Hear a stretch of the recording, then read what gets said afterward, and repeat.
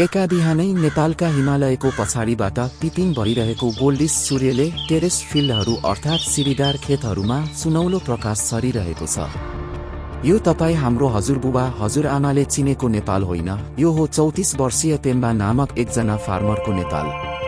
पेम्बाले आफ्नो स्मार्टफोन निकाल्छन् Facebook, TikTok वा कुनै सोशल मिडिया स्क्रोल गर्न होइन, बालीनालीलाई थप हराभरा बनाउनका लागि एआईले दिएका सुझावहरू प्राप्त गर्नका लागि हो। उनका ती टेरेस फिल्डमाथि मानव आँखाले देख्न नसक्ने किराहरू र बालीनालीमा लागेका रोगहरूको खोजी गर्दै सानो ड्रोन उडिरहेको छ। यो हो नेपालका फार्मरहरूको 2035 को फ्युचर। नेपाल यस्तो देश हो जहाँ कृत्रिम बौद्धिकता अर्थात् आर्टिफिसियल इन्टेलिजेन्सले ट्रेडिसनल परम्परालाई रिप्लेस त नगर्ला, बरु यो परम्परालाई एम्प्लिफाई चाहिँ पक्कै गर्दछ। आज विश्वमा एआईले जति तहल्का मचाइरहेको छ, हामीले नेपालमा त्यति इफेक्ट त महसुस गरेका छैनौं, तर पनि फ्युचरमा यसको इन्फ्लुएन्स देखा पर्ने नै छ। तर आज हामी यो सिचुएसनमा कसरी पुगेका हौं? के यो भिजन रियालिटीमा परिणत हुन सक्ला? दर्शकवृन्द, आजको यस भिडियोमा हामी एआईले 2035 सम्ममा नेपालको कृषि क्षेत्रमा र नेपालका विभिन्न गाउँहरूको लाइफस्टाइल कसरी परिवर्तन गर्न सक्छ भन्ने कुराहरू एक्सप्लोर गर्नेछौं। भाग 1, एआईको वर्तमान अवस्था। नेपालको कुल जनसङ्ख्याको अराउन्ड 62% जनशक्ति कृषि क्षेत्रमा कार्यरत छ, जसले देशको जीडीपीमा केवल 24% योगदान पुर्याइरहेको छ। 2005 सालतिर नेपालको जीडीपीमा कृषि क्षेत्रको योगदान 37% थियो, जुन अहिलेको कम्प्यारिजनमा धेरै नै थियो।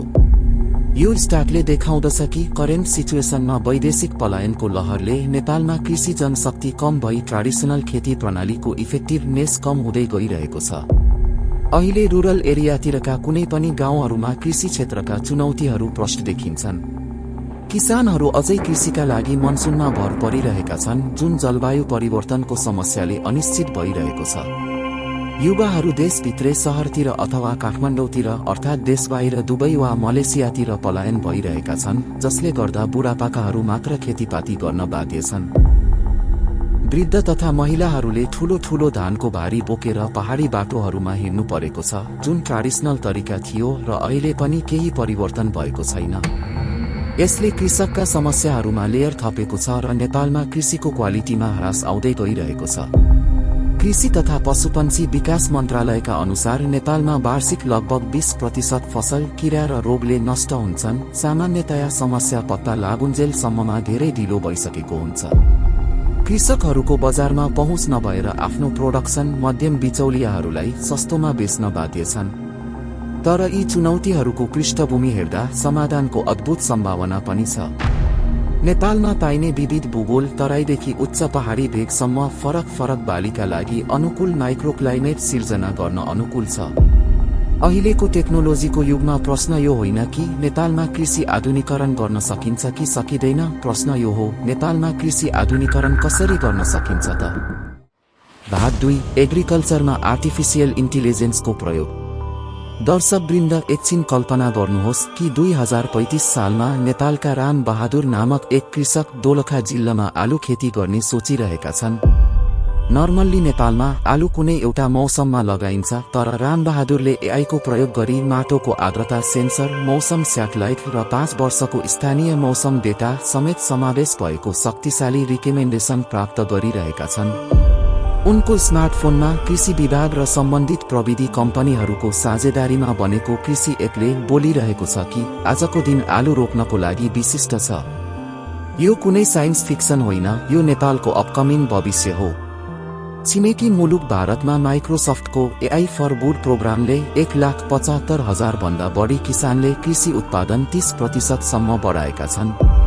नेपालमा पनि चितवन र कास्की जिल्लामा एआईमा आधारित पाइलट प्रोजेक्ट्सले माटो विश्लेषण र बाली निगरानी गर्ने प्रणालीको परीक्षण गरिरहेका छन्।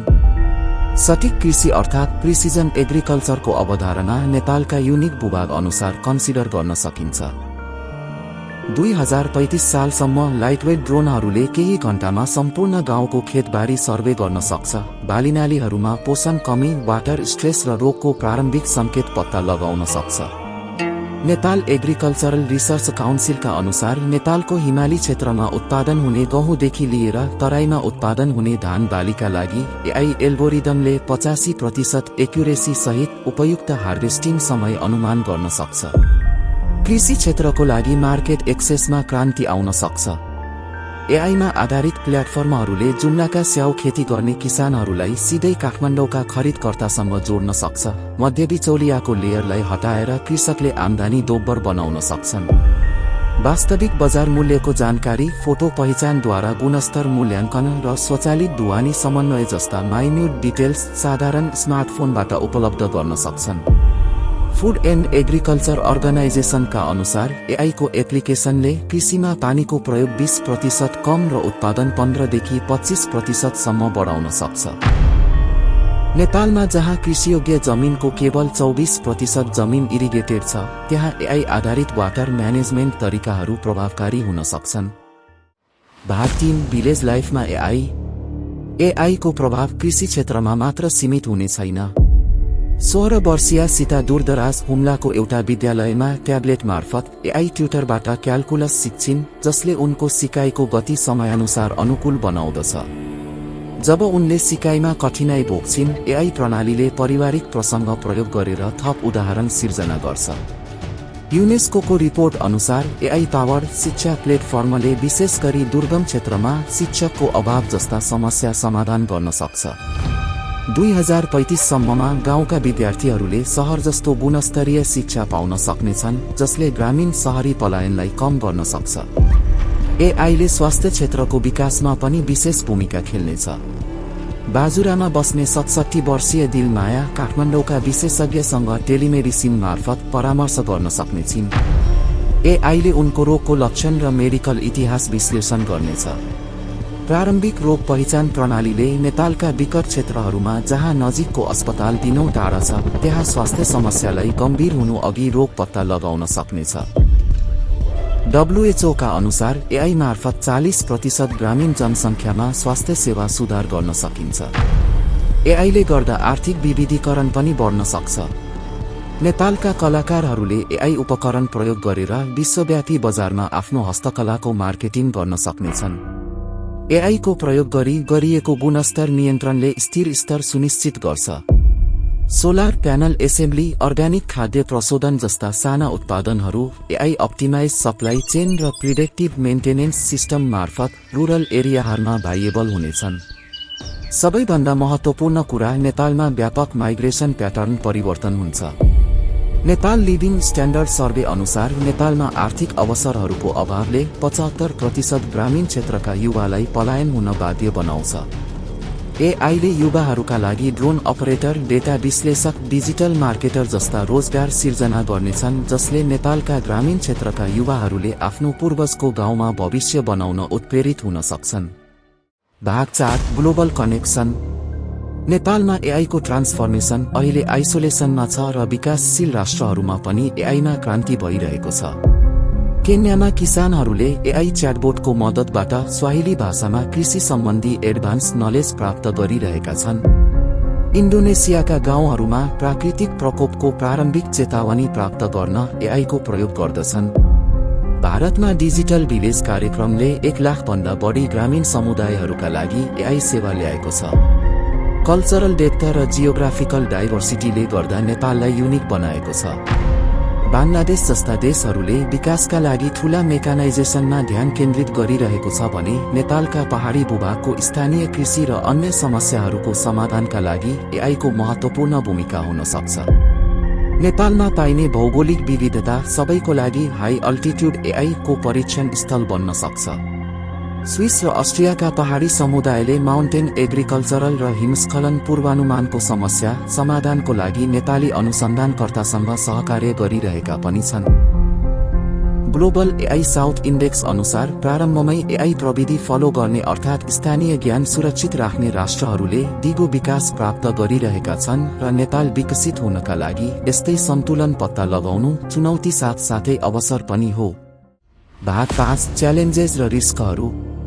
तर यो भिजनका लागि हामीले सिग्निफिकेन्ट अवरोधहरूको सामना गर्नुपर्ने हुन्छ। नेपालको डिजिटल विभाजन लिमिटेड छ। जस्तै काठमाडौँमा 4G छ भने धेरै गाउँमा भरपर्दो बिजुली र टेलिफोन सेवा नै छैन।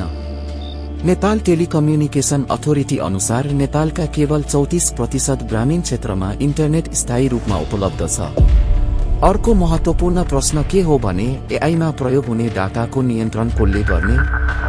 किसानहरूले विदेशी कम्पनीको एआई प्रणालीमा निर्भर भएमा नेपालले कृषि आत्मनिर्भरतालाई डिजिटल निर्भरतासँग व्यापार गर्नुपर्ने हुन सक्छ। त्यसैले डाटा सोभरेन पनि एकदमै महत्त्वपूर्ण छ। जहाँ प्रश्न उठ्छ कि नेपालमा हामीले आफ्नै एआई क्षमता विकास गर्ने कि बाह्य प्रणालीमा निर्भर रहने? सांस्कृतिक संरक्षण गर्नु पनि अर्को ठूलो चुनौती हो।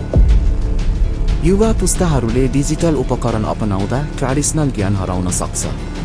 क्लाउड फर्मेसनबाटै मनसुन प्याटर्न पढ्न सक्ने ट्रेडिसनल तरिकादेखि लिएर परम्परागत प्रक्रियाबाट बिउ चयन गर्ने ज्ञान एआई प्रविधि आए पनि प्रिजर्भ गरिनु पर्दछ। नेपालमा एआई प्रविधिको प्रयोग गर्ने अर्को प्रमुख चुनौती भनेको उच्च लागत हुन सक्छ। स्मार्टफोनको पहुँच बढे पनि उन्नत एआई उपकरणहरू, ड्रोन र सटिक सेन्सरहरूको लागि ठूलो लगानी चाहिन्छ, जुन सरकारले अनुदान वा सहकारी मोडल नदिएसम्म एआईले ग्रामीण क्षेत्रमा असमानता बढाउन सक्छ। त्यस्तै प्रोपर तालिमको अभाव र साक्षरताको कमी जस्ता कुराहरूले थप चुनौती निम्त्याउन सक्छ। 2021 को जनगणना अनुसार 33% ग्रामीण जनसङ्ख्या साक्षर छैनन्। सरल एआई प्रणाली, भोइस एक्टिभेटेड र सांस्कृतिक रूपमा उपयुक्त हुने एआई प्रविधिको विकास हुन आवश्यक छ। भाग 6 क्लोजिङ भिजन। नेपालका हिमाल, पहाड र तराई क्षेत्रमा 2035 तिर जब यस्तो समय आउनेछ जब बच्चाहरू ट्याब्लेट सहित विद्यालय जानेछन् भने वृद्ध किसानहरूले एआईलाई कन्सल्ट गर्दै मौसम पूर्वानुमान हेर्नेछन्। ड्रोनको हम आवाज गुन्जिनेछ, तर पनि मन्दिरको घण्टीले दैनिक जीवनको रिदम पनि सुरक्षित राख्नेछ। त्यो दिनमा एआई प्रविधिले नेपालको आत्मा मेट्न दिने छैन र थप सशक्त बनाउनेछ। किसानहरूले परम्परागत बालीहरू अझ प्रभावकारी रूपमा उमार्नेछन्। कलाकारहरूले पनि विश्व बजारमा पुराना प्रविधि जोगाउँदै आफ्नो नयाँ उत्पादन पोख्न सक्नेछन्। डिजिटल सिप र सांस्कृतिक ज्ञान दुवैलाई सँगै लिएर युवाहरू आफ्नै गाउँमा करियर बनाउनेछन्। वृद्ध बुढापाकाहरू जसले आफ्ना नातिनातीलाई ट्रेडिसनल तरिकाले मौसम बुझ्न सिकाएका थिए, अहिले उनी ड्रोन प्रोग्राममा सहभागी हुँदै मौसम प्रणाली हेर्नेछन्। परम्परा र प्रविधि प्रतिस्पर्धा गर्न नसक्ला, तर दुवैको समागमले सहकार्य भने पक्कै गर्न सक्नेछन्। तर यो सबै दूरदृष्टि मात्रै हो। नेपालका गाउँहरूमा एआई प्रविधि थ्राइभ गर्ने वा हामी टेक्नोलोजीमा पछाडि पर्ने कुरा टेक्नोलोजीमा नेपालको आजको कदमले तय गर्दछ।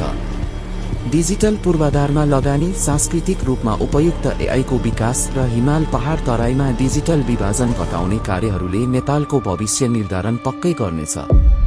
यहाँका हिमालहरू जसले नेपाललाई शताब्दीौंदेखि हेरिरहेका छन्, उनीहरूले अनन्त प्रश्न गरिरहेका छन् कि के एआई प्रविधिले नेपालमा मानवताको सेवा गर्नेछ? नेपालमा गाउँहरूको विकासका लागि यसको उत्तर अझै लेखिएको भने छैन।